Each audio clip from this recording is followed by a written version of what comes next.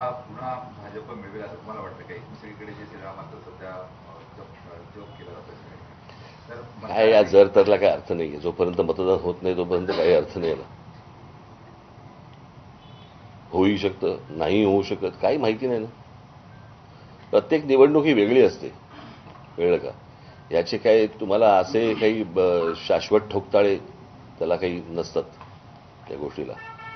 म्हणजे कोणाला माहिती होतं की कांद्यावरती निवडणूक होईल आणि काहीतरी वेगळं निर्णय येईल? कोणाला काही कल्पना नसते या गोष्टींची. त्याच्यामुळे आताही काय होईल याचा काही अंदाज बांधणं कठीण आहे. पण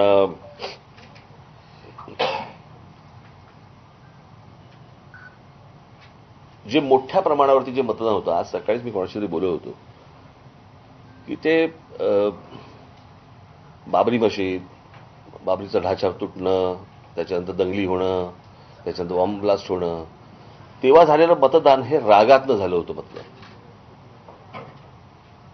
आणि त्यावेळेला मला असं वाटतं जे काँग्रेसचा मतदार असेल, इतर पक्षांचा जो मतदार असेल, त्यांनी देखील शिवसेना भारतीय जनता पक्षाला किंवा भारतीय जनता पक्षाला मोठ्या प्रमाणावरती मतदान केलं होतं. 2014 देखील त्या प्रकारचं एक रागातनं झालेलं मतदान होतं.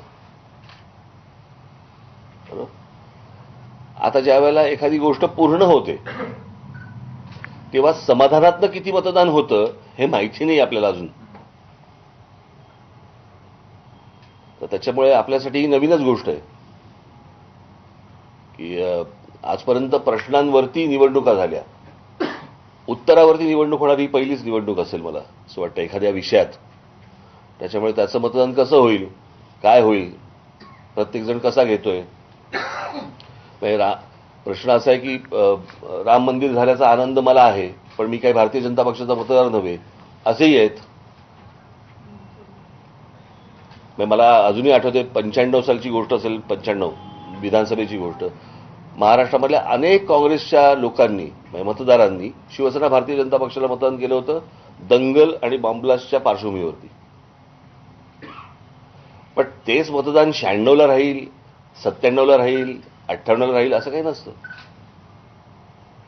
मागच्या काही दिवसांपासून आरक्षणाच्या मुद्द्यावरती ओबीसी नेते विरुद्ध मराठा नेते अशी